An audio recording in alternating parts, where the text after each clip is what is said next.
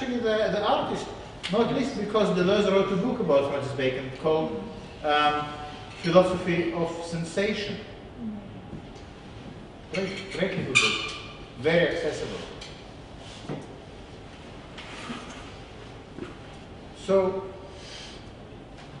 how Bacon is helpful?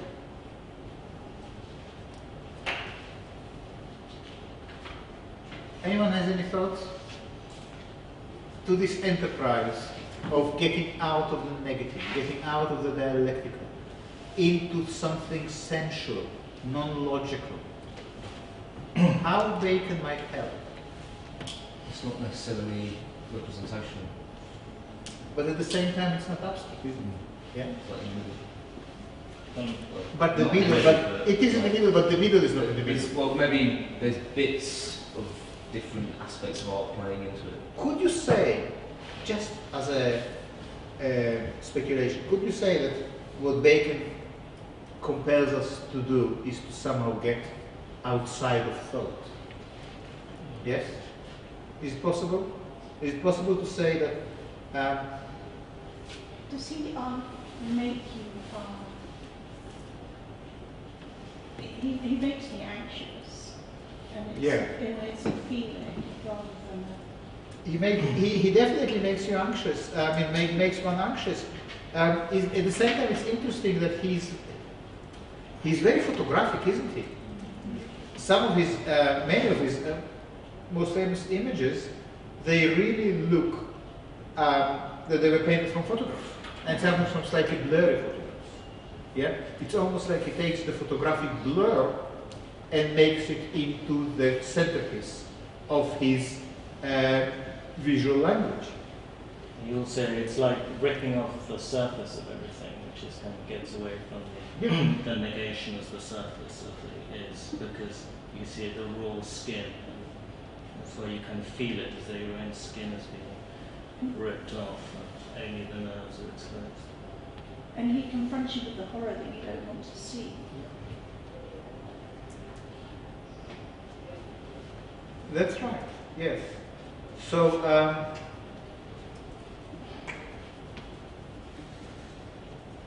so that's the question. How do we get into the outside of thought? And in what way Van Gogh can help us to achieve that? So,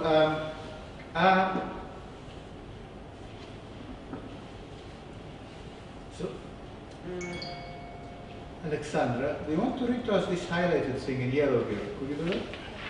One second. Now we'll skip a little bit.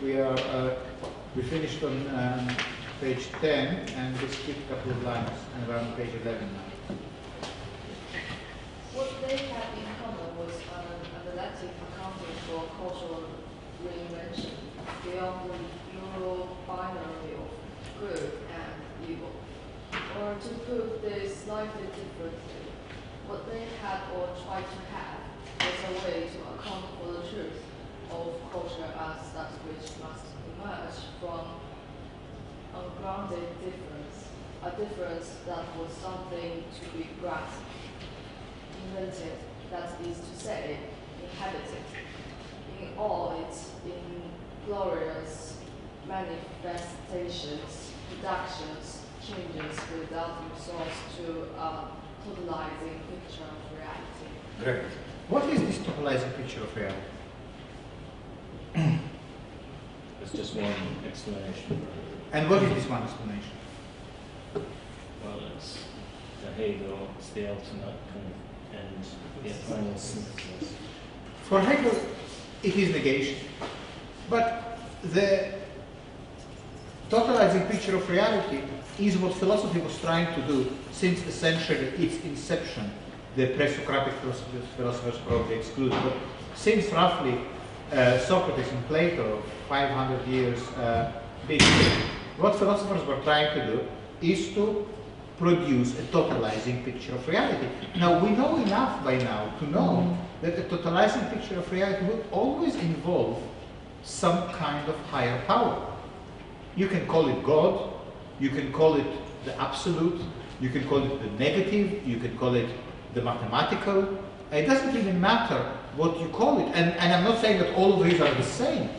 But they all have this quality of being totalizing. Now the question is reality really following one set of rules?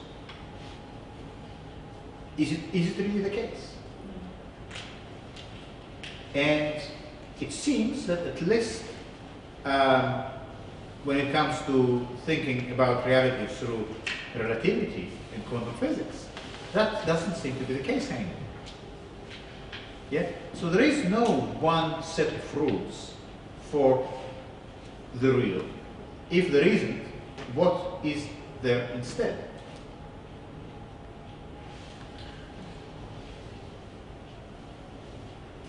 Or in other words, what do we put instead of this negative? You know, against our better judgment, we threw this negative out of the window. We got rid of this beautiful, dynamic, eloquent Hegelian model. Okay, now what? What we are stuck with? What comes instead of the negative? It's there. Becoming? Becoming is good, yeah. But here in this paragraph, there is another word for it, which is what? Difference. That's right, yeah. The whole Hegelian philosophy is based around identity. Identity as well, we don't even need to go to the Hegelian philosophy. We can say that photographic practice in its traditional sense and fine art practice in its classical sense is all hinges on the notion of identity between the image and the model. Identity seems to be the criterion through which things are being valued or examined. Have you ever been told that you look like your father? Have you ever been told that you have your mother's forehead? Yeah? No one says, oh my God, you are so different. Why? Because you're obviously also different just as much as you are similar. So why identity is always privileged? Why identity has the upper hand over difference when they seem to have equal footing? Yeah? It seems that our thinking itself, you see how difficult this task is, our thinking itself is somehow configured or tuned to give identity a preference over difference. Yeah? We are automatically seeking the similar, not the different. Is it a sort of risk thing? Yeah. Safety risk? Maybe, yeah. Maybe really that is part of some kind of survival mechanism. Possible, yeah. So maybe it was a great thing to have while, while you had to survive. But what about now? But if we never took risks, if there was never the people trying new things, we wouldn't be in. So you remember on Tuesday, last Tuesday, this Tuesday? I don't remember. I lost count. But at some point we spoke about feedback loops. Yeah, and we said how feedback loops create this zone of sameness because you all the time get you find yourself in a bubble in which your search engine and your social media gives you back the things that you already believe in. That's what the feedback loop does. We said that since the feedback loop was introduced into search engines roughly around 2006 or 2008, and there is a real possibility that it has significant consequences to the way society is developing. So, what is this thing of difference? Well, nothing stops us from seeking the difference between objects, besides the fact that we just don't think like that. That's why, so what is this outside of thought? The outside of thought has a word for it. And what is it?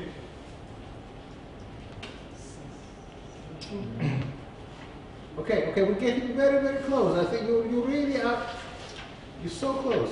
So the outside of thought, this outside of thought that, how to get outside of thought is connected to the question of,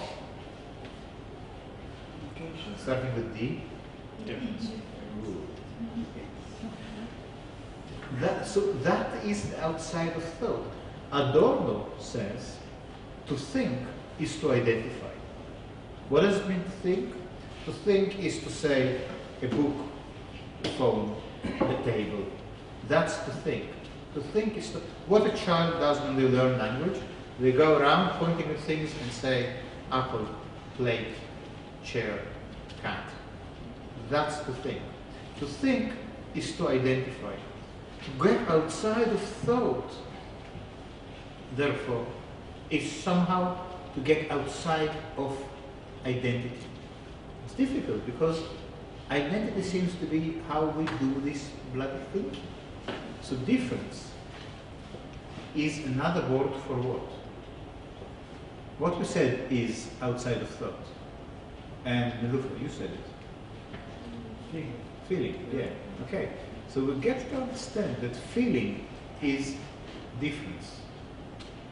Difference is sensation. What does it mean? Is it really the case?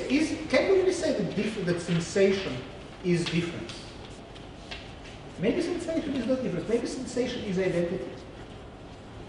What? Let's say you have a sensation. What kind of sensation we want to give you? Let's say you have a head, not a headache. We probably have a headache by now, but let's say you have a toothache. You have a toothache. Have you ever had? No. That's the thing, no one has anything these days. No? So you have a toothache. Is it difference? In what way? Or let's for a second assume that toothache is difference. In what way toothache is difference? Because it overwhelms. Sorry? It overtakes all your thinking and connects you to the body. You break a leg, you realize you have a body. So what was happening to you, Simona, yesterday during the performance that you made? That's for me to.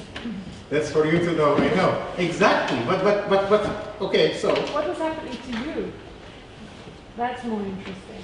It is also interesting, yeah, but not as interesting because can we say that what you there was a sense that we will never know what it was like for you. Yes. I was going to say that you can assign words to the toothache, but they wouldn't like equate Exactly. to describe. So what does it mean?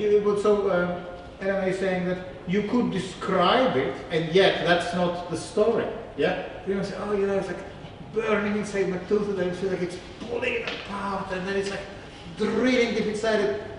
Or you could do, in hospital they always ask you to grade your pain on the scale of 1 to 10. Yeah? These kind of things. And that's still, why is it not sufficient? Why is it not communicating what really happens? Because your feelings are often beyond language. Good, yeah. Because there is really no way that I could feel what it was like for Simona to be in this performance. There is no way I could feel what it's like for you to have a toothache. Even though I can have a toothache as well. But even if we have a toothache at the same time, I don't know what you feel. Yeah? It is completely unrepresentable. Isn't it the case that this toothache is, and I'm not saying you cannot make pictures, I'm not saying you cannot make works inspired by it. Of course you can. Yeah? You can probably express it in music, in dance, in many ways, but it will not be a representation. Yeah? You cannot represent it. Even if you stick, let's say, a burning fork inside my arm and say, that's what it feels like, it's still not going to really do it. That's interesting. Because we come to see where is the limit of thought? So help me here. Where is the limit of thought? No. Feeling. When Feeling, that's right, yeah. In the body. Yeah? The body seems to be, the body has its own way, and yes, I know that the opposition between the body and mind is deeply problematic, and we need to be mindful of it. Yeah? It's really not so much about the body as opposed to the mind. There is the body, and what the body does in the world is sensing, is having perceptions. None of these perceptions can be represented. We find the limit of thought when we start to ask about sensation or feeling. And But also because feeling takes over thought. let's be clear, but also let's be quite clear here. We're not talking here just about any feeling. We need to be more precise here, because what we're really talking here about is affect. Yeah. What does it mean to be affected? How do you understand this notion of being affected? You change. But how? I mean, change can happen in different ways. You know, you can change because I convinced you that you should change. Yeah. But this is not what we're talking here about. But at the same time, you are right. There is a notion of change in affect, but it is not the kind of. Here is an example again. I'm just using an example that Deleuze gives to his students in his lectures on Spinoza. They are online in Deleuze.net, if anyone is interested. But Deleuze says, so one lovely morning, I'm leaving the house and I'm going down the street. And I think again, I probably told you that, so I apologize if you hear it again. So I'm going down the street and I meet Paul, and I like Paul, makes me feel happy. So I'm kind of feeling better, you know, more upbeat. So Paul had this effect on me, making me just, you know, feel good. And then I keep going and I meet John. And John, I don't like so much. And he makes me feel less good about myself, maybe more upset, maybe slightly irritated or pissed off. Suddenly my energy levels go down. I'm suddenly feeling a little bit more melancholy, and I'm again affected. And I'm affected now in a way that kind of puts me down. So my whole day could be mapped as a kind of, what it's called, modulation. It's a sort of modulation where every encounter affects us. Every encounter affects us by either giving us more energy or taking energy away from us. Yeah. So one of the reasons, I think, the main reasons people go to a gallery is to be affected, not to learn something, not to be taught a lesson, not also to be somehow induced into a way of thinking, but to be affected. So you might also look at your practice in terms of its affect. What kind of affect it has? Does it, you know, lift you or takes you down? And it also, once you take this notion of affect seriously, you see that actually there is an ethical program here. But it's a very interesting ethical program because it's not about good and bad. For me, Paul makes me happy and John makes me sad, but for you it could be the other way around. The same Paul might be irritating for you, and the same John might be, you know, might make you very happy. So it's not that there are some absolute values of good and bad. The whole point of ethics now becomes navigating your life in a way that increases your energy and somehow building your life in a way that maximizes encounters that give you, that lift you or give you energy, make you happy, make you stronger, make you more powerful, and minimizing encounters that make you weaker. Yeah? So you can look around, look back at your past, week, and ask, well, at which moments, during which encounters I felt the strongest. Look at your practice and ask, what moments in my practice made me feel the strongest? These are the ones that you will develop. This is how you build an aesthetic and ethical program around affect. It's not a question of thinking anymore. We are outside of thought. We didn't really do much. We didn't really have to go anywhere. We didn't have to pack, take a day pack, yeah? Because it was just there. It was always there already, yeah? But there's no need to rationalize anything. So there's really no need to bring in the negative. It's not about the opposition between John and Paul. It's simply a question of,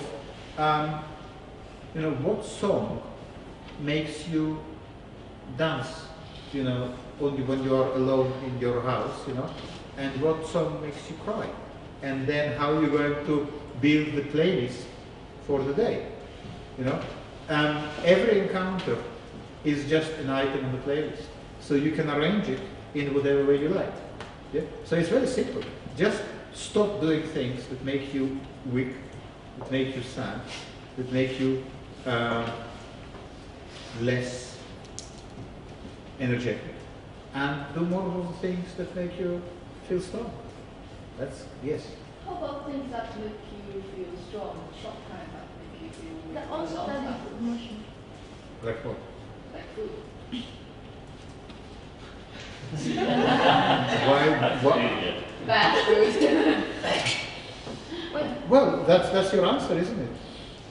Well, if encounter, don't eat bad food. Don't eat the food. No, the food is a very good example.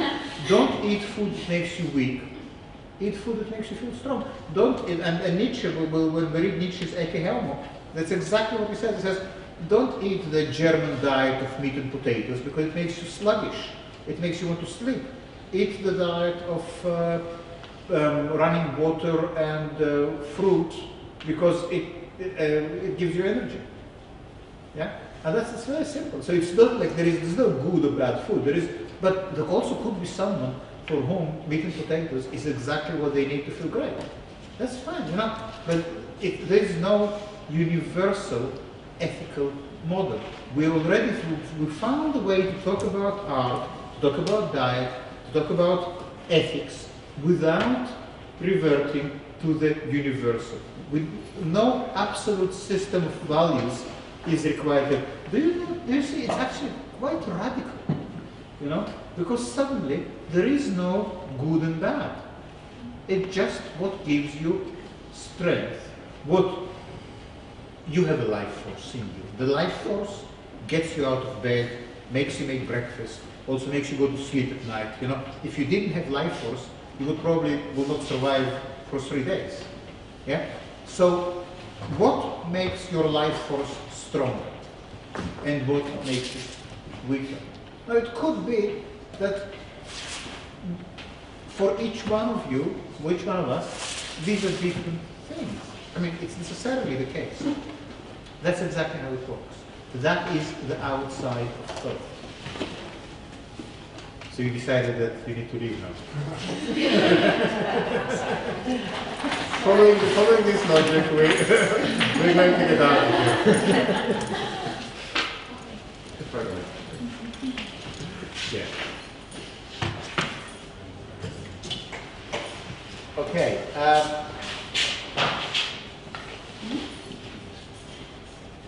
But that is what I meant when I say that the feelings take over your thoughts, because at the time that you start living emotively, you lose your rationality.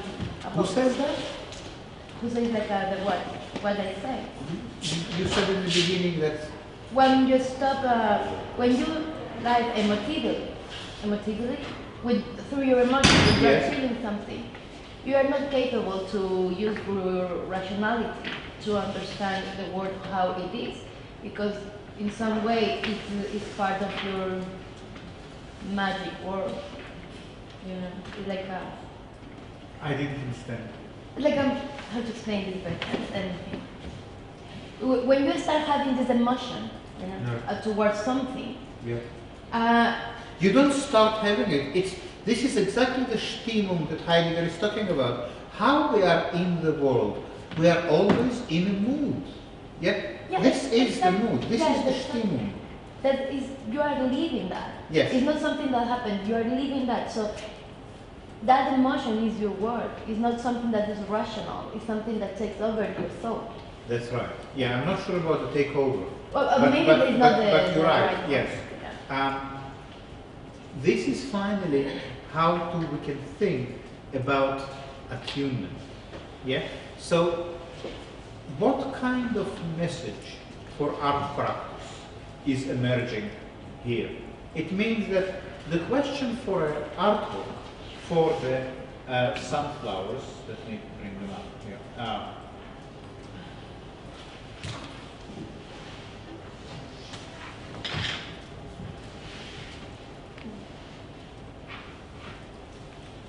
The message for the message of the sunflowers then is that how can we look at this in terms of affect? Van Gogh was not painting sunflowers in a vase. Well, of course he was painting sunflowers in a vase. Obviously it is sunflowers. But the encounter that comes before the thought, the encounter that comes before the representation, is this smack of yellow in your face, is this overwhelming sensation of this unworldly brightness, of this shimmering golden yellow, like this molten lava. This sensation is coming before the representation. Representation and the identity between the picture and some real sunflowers is not severed, it is still there. But there is also something else here, which is the encounter. Yeah? That's why, for instance, Simona, forgive me for going back to your performance last night, but I thought it was very interesting how obviously you could come to your work and analyze it in terms of its, let's say, cultural connotations. And you could say, well, yeah, it's about sacrifice, and it is about mythology, it's about metamorphosis, and it is about transformations, and it is about the sacrificial lamb, or I don't know, whatever. But there is something else there, which is the affective power of the encounter that somehow makes all these semiotic considerations kind of a bit less significant, a bit less relevant, because first and foremost you encounter some sense of difference. Difference because you stand in front of something that does not make sense. You stand in front of something that is not logical. But it's not also illogical. Yeah? You see, we're not talking here about some form of chaos. It's not about saying we need to get out of thinking rationally. We need to get out of painting representationally. We need to get out of making images that look like something else. This is not possible and not desirable, and would be a complete waste of energy. Yeah? To try to make work that refuses identity. No, identity will always be there. Whatever you do will always look like something, and that's fine. But there is something else as well. Before there is a sense of representation, and this is like that, there is also the encounter. So, for instance, Natalie, the salt piece, first of all, was this encounter with a mountain of salt. The interpretation, the language, what it looks like, how we can understand it, that all comes later. But the first thing is, what is this? How this encounter feels like. Yeah. So